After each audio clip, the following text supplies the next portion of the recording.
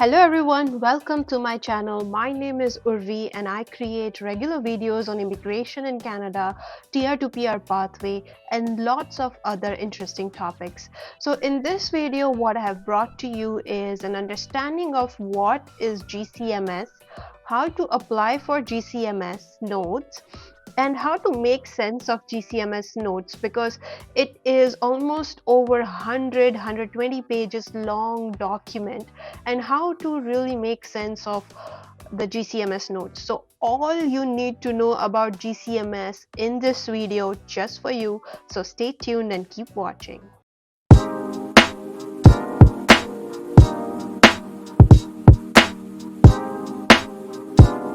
Hello everyone, I create regular videos on these interesting topics, so please subscribe to my channel, hit the notification button. Your support means the world to me. Let me know if you have questions in the comments below and I'll be sure to answer them back. Alright, so let's first understand what is GCMS. So GCMS stands for Global Case Management System.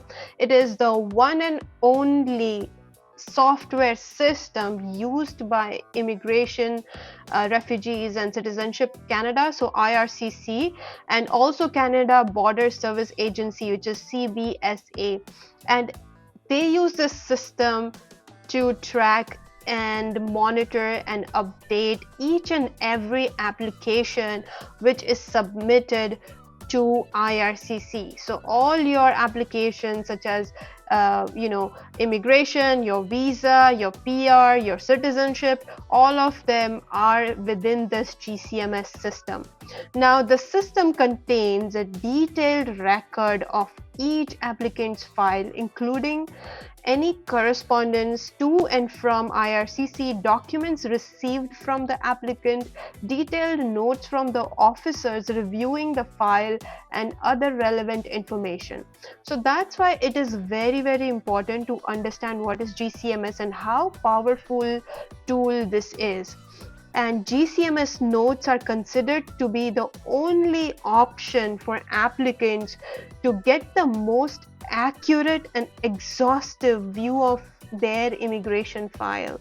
With your right to get a copy of these notes, you can thus be caught up with the status of your application and take any necessary steps to increase the chances of your application getting approved. So it is your right to know what's going on in your application once you're submitted to IRCC.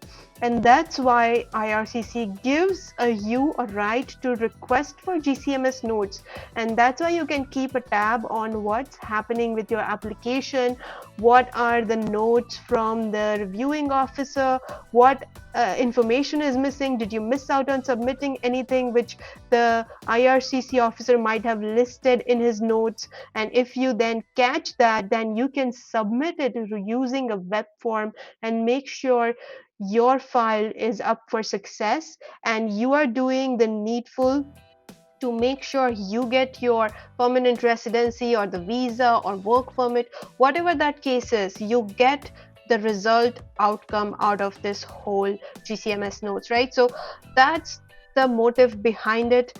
Now moving on, we are very interested in how to apply for GCMS notes. So in this video, I'm going to show you step by step how to apply for GCMS notes, but let me answer a few questions first. GCMS notes, it's a very big document. It's a 120 pages long document or more or less depending upon the details you have in your application, and IRCC takes 30 business days to respond to GCMS request. So 30 business days is almost like 40 to 45 normal days. So you can definitely receive a response after those days, and you will receive an email from them and saying here's it, and with an attachment of your GCMS notes as a response. And please note that there is no way to expedite this GCMS process.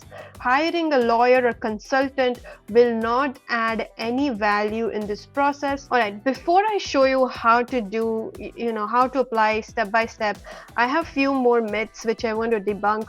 Some people think that, requesting for GCMS notes will lower your chances of getting a permanent residency or visa or anything of that nature.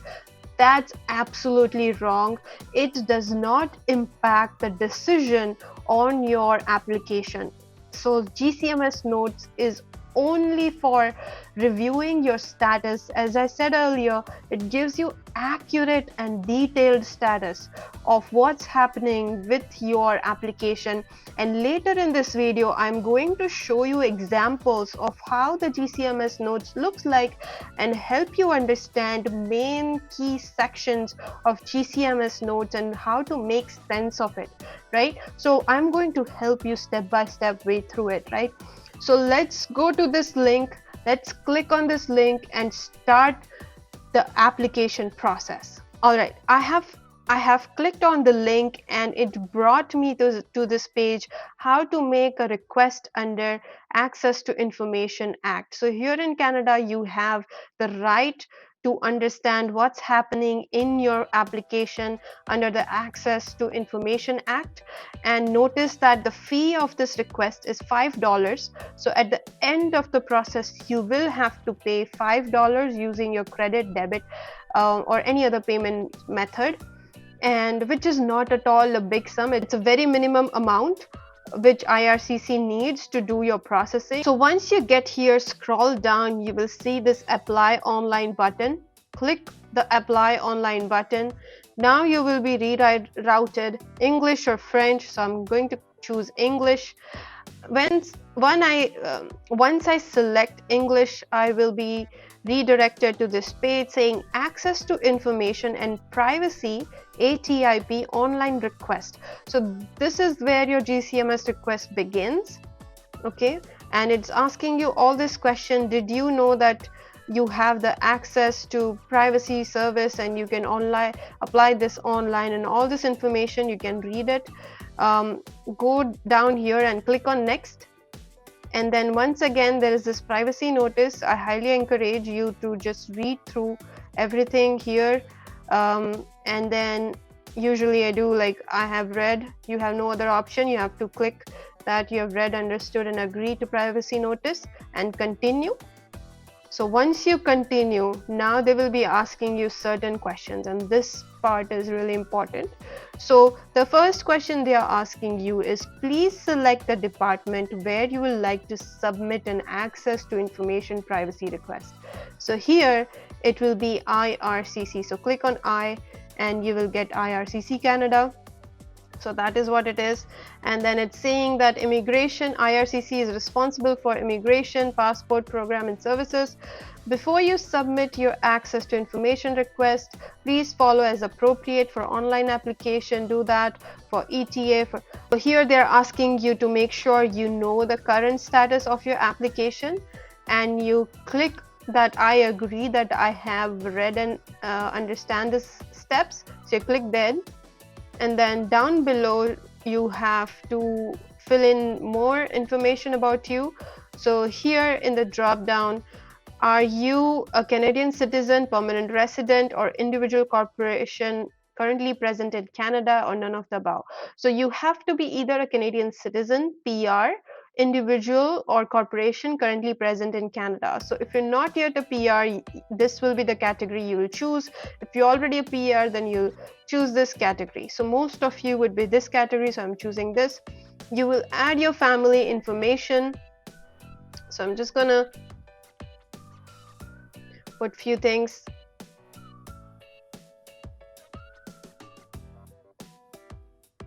Toronto, street. No, this is not my real address, so I'm just putting things in.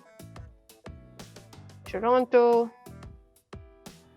Ontario, Canada, postal code.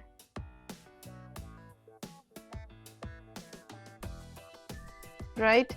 So I think I messed up the format. Okay. So enter your telephone number. And make sure you enter in the format given here, so put it the dash in between. Okay, all good.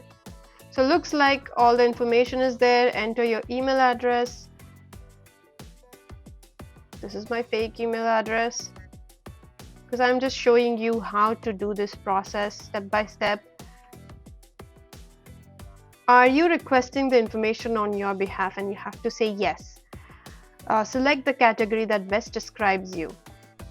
You are a business, you are a media, your organization. If you're individual, then you have to select member of the public. Okay, so that's you. And if you want more information, then you can go here, right? Go here and try to understand what that means. And how would you like to get the records? So you receive email, right? And here is the more information if you want. And once you fill in all this information, then click on continue. Okay, so I think I messed up the postal code, so let me fix that.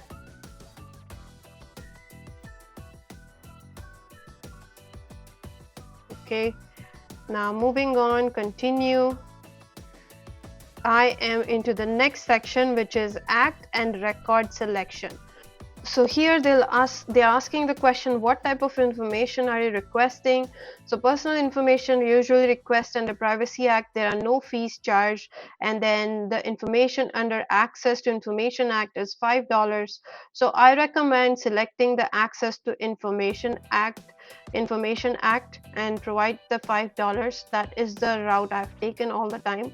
So select this, which type of records you wish to request. So you are going to request your immigration, citizenship records, and again you need to provide all the information about yourself, your date of birth,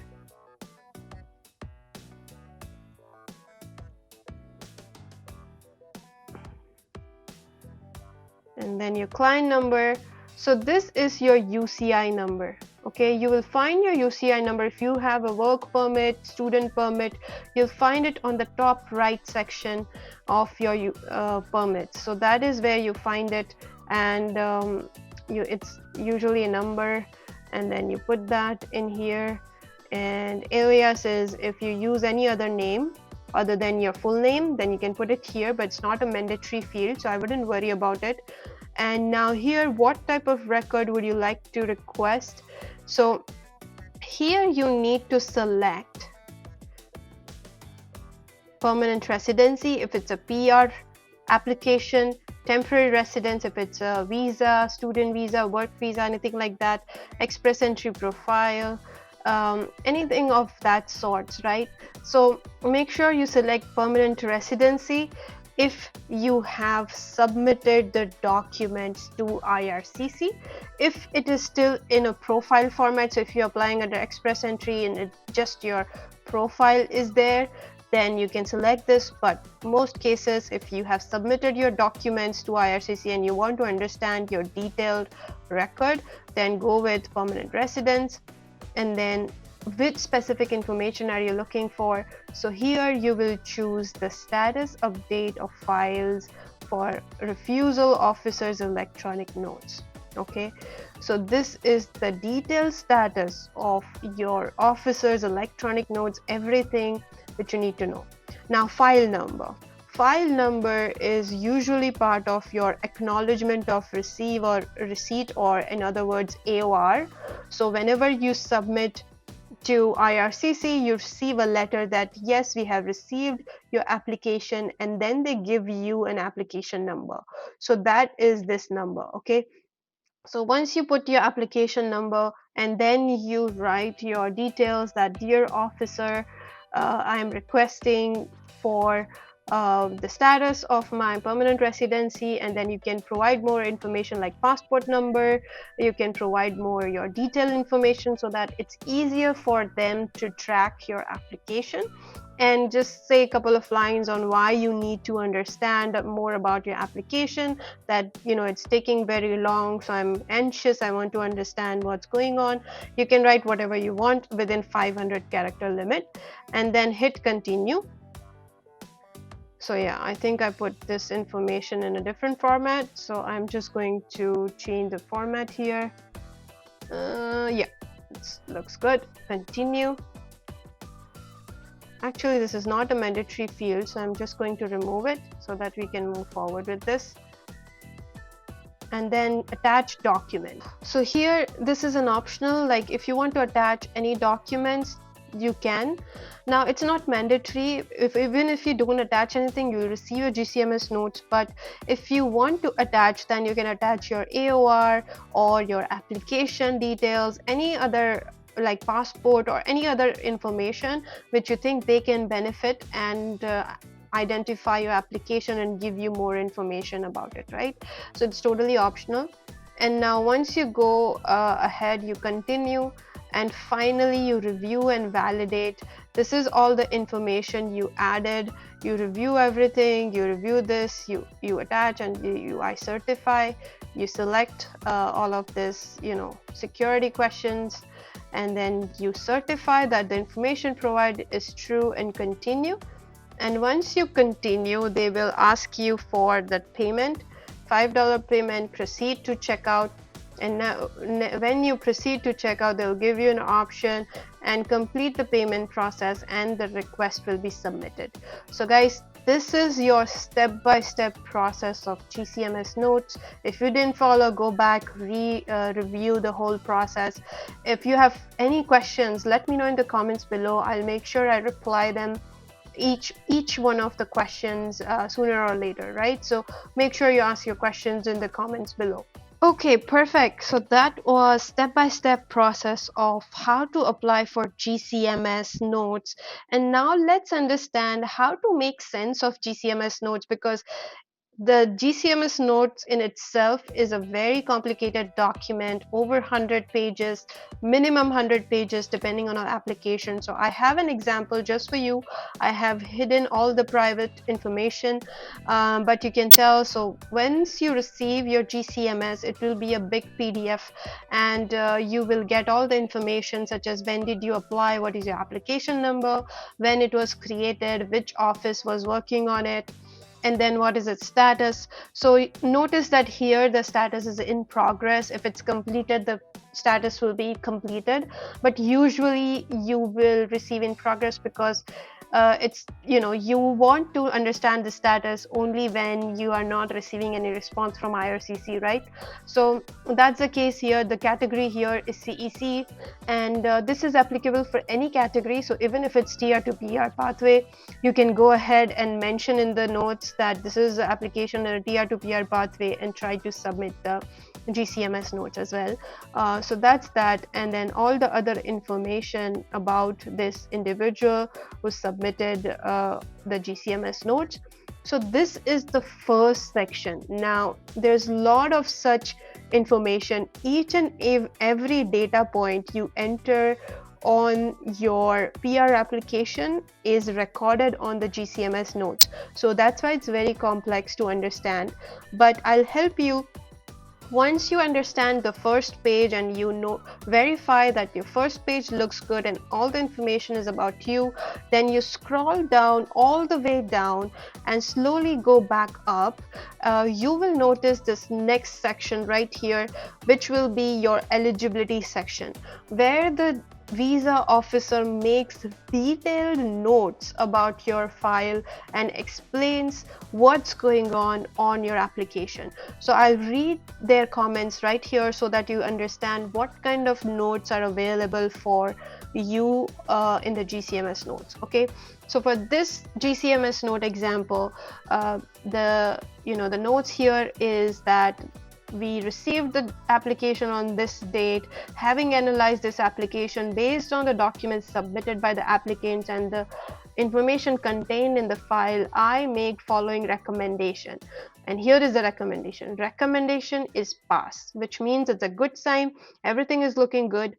And further it says appears met.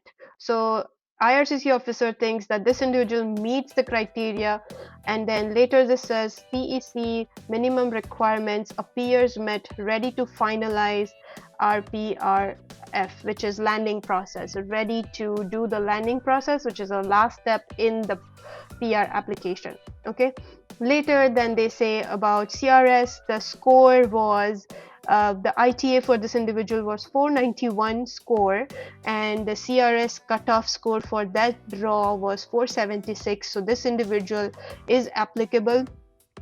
PA stands for the applicant. So PA gained points single at ITA and gained 1 year of Canadian experience. And here they've mentioned which the companies and the document number. PA gained points for 1 year of foreign experience with so and so company with the document this one provided, and gained points for Canadian education, transcripts provided, diploma provided, notes, and the college name is also given here, right? So these are the notes from the IRCC officer that why they think that this applicant meets the eligibility and should move forward with it. And later the IRCC officer says that composition single, never married, no previous marriage, no divorces, medicals are valid for 6 months or more, and all the passports are valid for 6 months or more. So some people have questions like, my passport is expiring within the 6 months. So IRCC officer makes a note of your passport expiry date as well in the application. So make sure your passport is valid for more than 6 months when you're applying.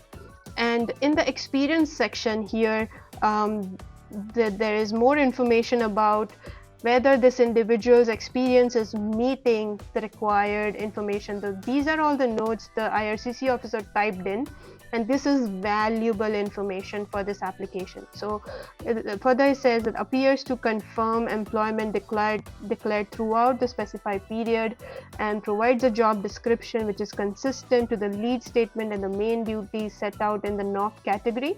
So here they have done a check of what letter the individual is provided versus the NOC category roles and responsibility. This is one of the major reasons of rejection. If your responsibilities does not meet with the NOC category you have declared, this is one of the points which there can be issues with. But for this individual, everything looks good. Letter confirms the salary of Indian rupees, whatever that amount was, and he was full-time employee. Pay stubs, foreign work experience 1 year 3 months, and the NOC code is given here, and the letter information appears, confirm employment and the declared. So yeah, a lot of information given here. The letter confirms salary of $20, and then further they have broken down. So this individual looks like this individual had a couple of different experiences in Canada, and they have calculated that for one experience this individual has 7 months, and for another this individual has 7 months. So overall more than 1 year of Canadian experience, and hence eligible to get the points. So this is more information about this individual, right? So overall the recommendation was passed and criteria was met. And there is this last section I want you to look at. Further, when you go down in your GCMS notes, you will get this additional information, and in this additional information it will be the final notes from IRCC officer. Here they have sent CC, I have reviewed this application based upon the documents submitted by the applicant and the information contained in the file, and note the following: minimum score 476, CRS 491 is the principal applicant, UCI was existing, and then medical is attached, and then client fees is verified, language is IELTS met, threshold for education is met, ECA report is verified using the issuing agency, the credentials are confirmed using the ECA site. So it looks like they have the ECA site access, and they can enter these numbers, VEST numbers, and confirm the ECA. And then the bachelor's and all of the information is verified, Canadian institution verified. In some cases what they do is, for the foreign work experience, I've seen GCMS notes where the IRCC officer searches the name of that company online and looks for the website and looks for the information provided on the website as well. So I've seen GCMS notes with such examples, noting all of this information in. So just a heads up for you. And then Yeah, so this is all the like Indian police certificate is provided and Canadian police certificate not required. Pass criminality. So here they're saying that everything is pass. Applicant's age is reviewed. Everything is good, right? So this is the end of it, and this is what you want to understand and make sense of.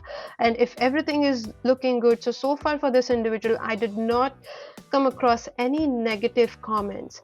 If there are any issues with your application, there will be uh, comments like does not meet the criteria or not sure or need to further verify, right? All of these terms gives you a signal that there is something wrong and you may need to submit additional documents using a web form, because they may not request for additional documents, but it's your responsibility to understand what's going on in the application and be proactive and submit the required documents.